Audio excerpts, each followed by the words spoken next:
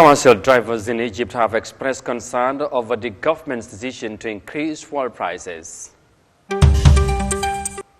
As the world celebrated International Women's Day, the UDP leader enjoins Gambians to celebrate women empowerment promoters and awardees. And Zimbabwe expects a significant increase in its tobacco exports in 2023. Well, this and more coming your way on The World Today.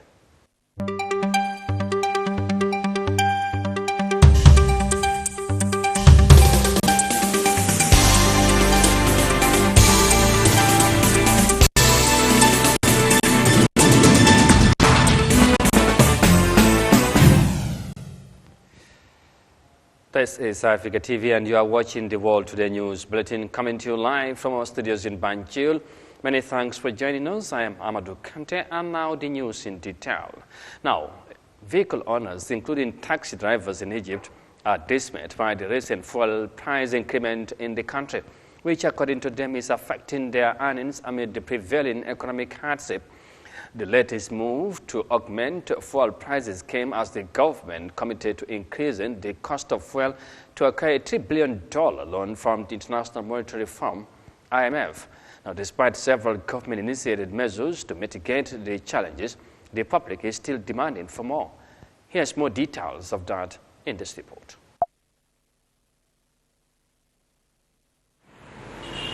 Egypt's Fuel Pricing Committee raised fuel prices up to 11% for gasoline, while mazout, fuel oil, spiked 20% for all buyers except food and electricity producers. The government, however, left the price of diesel unchanged, a move possibly designed to slow increases in cargo and mass transport prices. Nonetheless, car owners and especially taxi drivers are in shock. The price hikes have affected me greatly. My expenses have increased. Inflation is making less people take taxis now. I don't know what to do. I have retired and I work on this tax because my pension is not enough. I can't increase the tariff. That's the government's decision and we don't know when this will happen. Ride-hailing firm Uber increased its tariffs twice in a month to keep up with the new gasoline prices. A government report says that its fuel subsidies bill jumped fourfold during the first 6 months of the current fiscal year. To get a $3 billion loan agreed with the IMF, Egypt committed to hike fuel prices in line with global crude markets. When the oil prices spiked following the outbreak of the Russia-Ukraine crisis, the Egyptian government did not move to increase its fuel prices to support its social safety nets.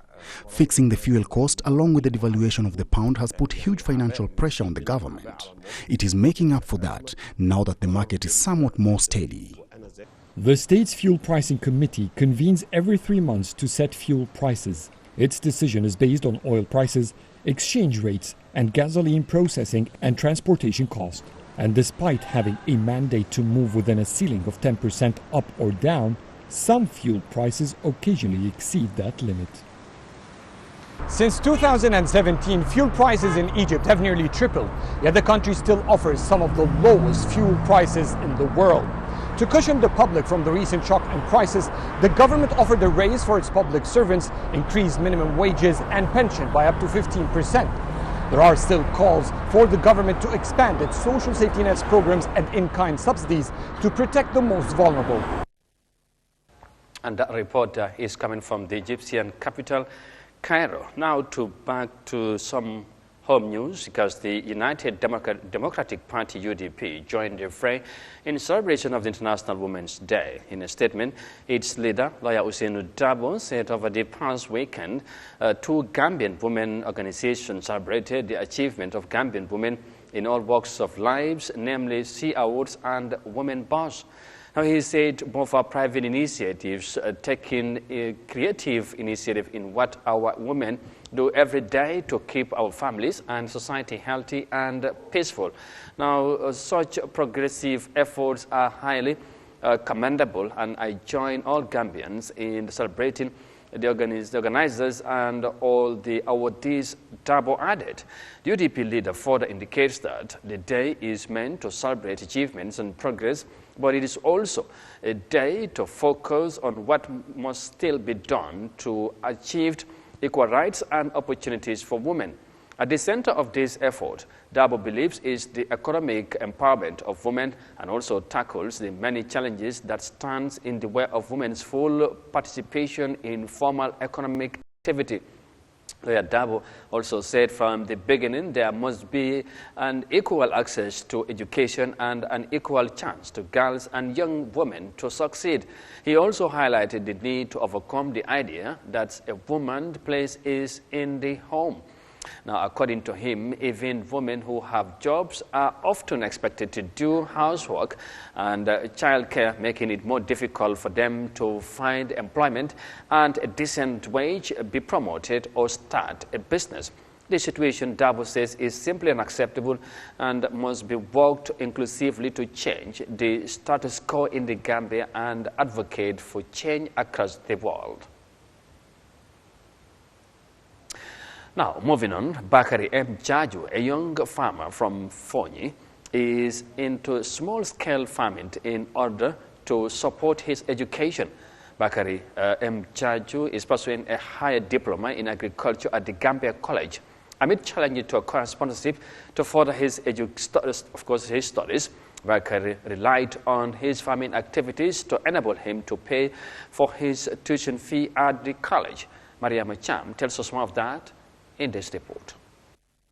Like many students in the Gambia, Bakari also faced numerous challenges to earn his education credentials, and for him, agriculture has been the savior. To many, the saying that education is cheap or free is just a cliche, as many students struggle to pay their tuition fee either by doing side hustles or a scholarship package which many heard but never see. Sponsorship to Bakari is just something he heard of but never had the opportunity and the accessibility.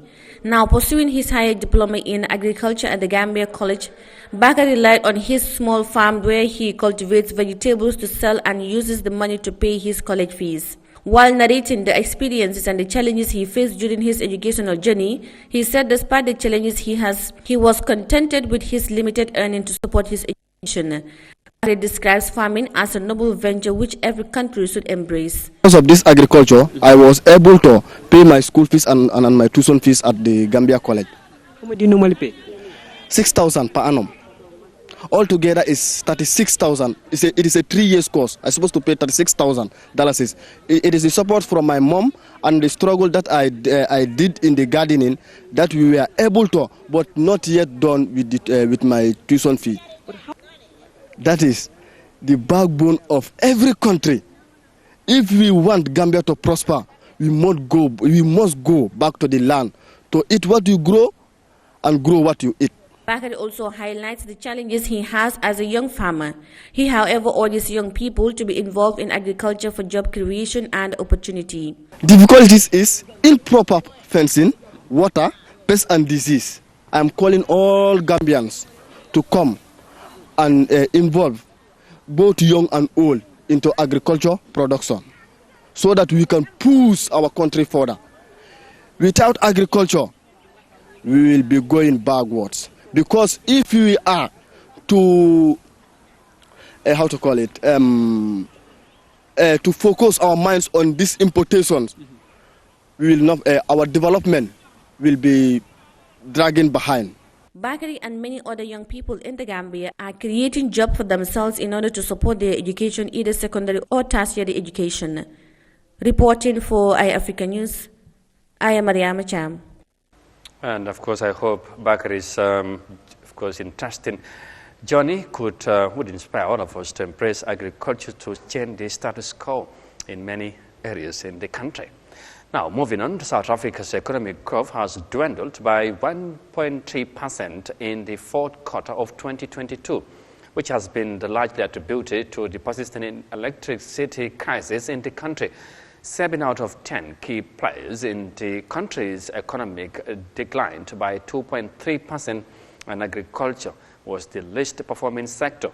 Now, the long-standing energy crisis in the Rainbow Nation disrupted most services or many services in the country, which has triggered concern in some quarters. Now, let's have more details of that in this report. After rallying in the third quarter of 2022, GDP declined by 1.3% in the fourth quarter, far worse than market expectations of a 0.4% contraction, largely due to the worsening power crisis. And we know in Q4 of 2022, we had one of the most intense load shedding episodes. So all of this is driven by the load shedding that we have experienced. You can talk about the mining sector, you can talk about the manufacturing sector, you can talk about even agriculture. 7 of the 10 industries that make up the South African economy contracted. Finance, real estate and the business services industry shrank by 2.3%. Mining also fell despite a solid performance during the year. It was agriculture, though, that suffered the worst decline. If you look in terms of the sectors that are contracting, 7 out of 10 sectors, except for personal services, construction and transport, all the other sectors contracted. And if you look at the energy intensity of the sectors that contracted, you can see it is the sectors that are reliant on electricity. Roughly about 30% of the agricultural field crops are reliant on irrigation, and when you have load shedding, you can't irrigate. So that's why we are seeing that 3.3 contraction in agricultural services. So it's really load shedding, self-inflicted of course, but it has been long coming. It's not something that is new. This year has been by far the worst in terms of load shedding. There's no doubt the first quarter will also see a GDP contraction. Some economists expect a recession. We might end up with a negative growth number again in Q1 because of the load shedding, given the intensity of where it started. Once we have Q1 negative, we are already in a technical recession. A recession will just add to South Africa's economic woes. Just 2 weeks ago, South Africa was added to the grey list of countries for poor governance around money laundering and terrorist financing. It may take years before it can exit that list. An electricity minister has been appointed to help fix Eskom. It's still too early to tell whether this will help. In the meantime, every single day of load shedding is costing the economy. And that economic and energy-related report they are coming from South Africa now takes us to the break, but stay tuned, there's more coming ahead right after.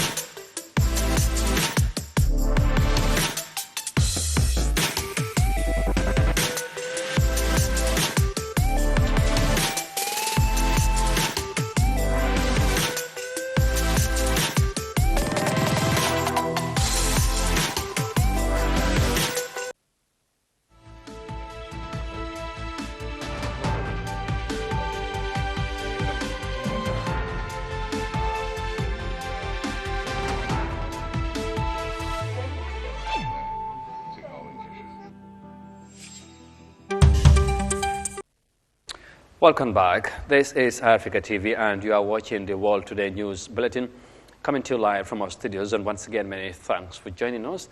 And let's now look at the rest of the stories. Now, Zimbabwean authorities are anticipating a significant increase in its tobacco distribution in 2023 thanks to the scale of production initiatives in the country. The government has outlined plans to deliver 300 million kilograms of tobacco by 2025. With Zimbabwe being among the countries that produce flavored tobacco. In a bid to enhance farmer viability, authorities of the Southern African nations are also hoping to boost local tobacco production by 2025. Let's have more details of that in the story. The season's first tobacco bales went under the hammer on Wednesday when the auction floors opened. Annual sales of the golden leaf earned Zimbabwe about $1 billion last year. This year, land put under the crop increased to 117,928 hectares from 110,000 in 2022, while the number of growers went up from 123,000 to 148,257. They are expected to deliver about 230 million kilograms of the golden leaf this year, up from 212 million last year. The government has set a 300 million kilogram target by 2025. We will grow this not necessarily through horizontal growth, which is area extension, but more importantly through vertical growth, which is an increase in yield, especially in the smallholder sector, but also in reduction in losses as we look at more efficient curing systems. Growth is anticipated, notwithstanding a global anti-smoking campaign. The importance of the Zimbabwean tobacco crop is that we're a flavor crop. We're one of the probably 3 countries in the world, including Brazil and the United States, who produce flavored tobacco. And we are confident that there will be a market for our flavored tobacco for many years into the future. Steps are being taken to mitigate the crop's environmental impact. The number 1 plan is planting forests of eucalyptus. Number 2 is to use coal. And number 3 is experimenting with curing systems that use a lot less power. Furthermore, we're experimenting, well, the industry is experimenting with things like ethanol and, more importantly, gas, liquefied natural gas. A tobacco value chain transformation plan aims to enhance farmer viability through crop diversification and to process more tobacco locally. To increase the level of value addition and beneficiation of tobacco into contract and production cigarettes from 2% of total tobacco production to 30% in order to increase exports of cigarettes by 2025. Zimbabwe plans to grow the subsector's value to $5 billion over the next 2 years. And from that report, from the southern country of African country, of course, of Zimbabwe, let's end this news bulletin in the north, because several West African nations, including Cote d'Ivoire, have been repatriating their citizens from Tunisia amid reported attacks on the sub-Saharan African citizens in the country. Following President Kai's sides, he sent discriminatory and racist comments towards the migrants in the country. Some of the migrants in Tunisia have been expressing concerns about their safety since the president made their remarks. Thus, many have been dismayed by the situation. And let's have more details of that in this report. The measures announced by President Kais Saied have led to mass evictions, violence and arbitrary arrests among sub-Saharan communities, including regular migrants. The West African nation of Cote d'Ivoire has already started repatriating its citizens who want to leave Tunisia. Our current situation in Tunisia is very difficult. Our brothers are evicted and have nowhere to go. We have lost our jobs. We can no longer work without a legal residency. It's very hard. We cannot support this treatment. We are glad that our Ivorian state is repatriating Ivorians. We have enrolled in this repatriation program. I am a student.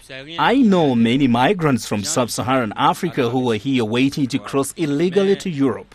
The Tunisian state is right to be concerned and to ask undocumented migrants to leave the country. We are not against this measure. We only criticize the way it's done with violence and arrests. It's deplorable. A few weeks ago, a group of irregular migrants stormed a house in the suburbs of the capital city Tunis. They allegedly kidnapped and killed a Tunisian woman. Her husband managed to flee and informed the police. Security forces then arrested dozens of suspects. Activists say the president's commands triggered a storm by accusing sub-Saharan migrants of crime. We cannot accuse all migrants of misdeeds or crimes. Tunisia cannot be fascist or racist. Irregular migrants have rights on Tunisian soil. Tunisia must respect its international commitments and the dignity of sub-Saharan communities. The head of state noted that he had only called for the enforcement of the law in order to stop the flow of irregular migrants, whose number continues to rise in the North African country. All regular and legal migrants have nothing to fear. I warn against assaults on migrants. The Tunisian state is responsible for protecting everyone, but we cannot allow people to reside in Tunisia illegally. In some cities, irregular migrants have established their own courts. This is unacceptable for the Tunisian state. The Minister of Foreign Affairs, Migration and Tunisians Abroad has reiterated his commitment to protect all foreigners residing in Tunisia, In a phone call with his Guinean counterpart, the Tunisian official expressed his rejection of any form of discrimination against undocumented migrants. In 2022, Tunisia was estimated to have 21,000 migrants from sub-Saharan Africa.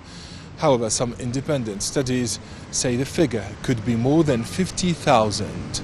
Authorities have announced that this state will deal with irregular migration while respecting the country's laws, as well as international and African treaties. You've been watching the World Today News Bulletin on Eyeafrica TV, and from that migration-related report from Tunis, we now eventually bring this news edition to an end. But for more details on this and other stories, as always, as ever, you can visit on our website on Eyeafrica.tv. But for now, many thanks for the pleasure of your company. Thanks for watching. Stay safe and do have a pleasant evening. Bye for now.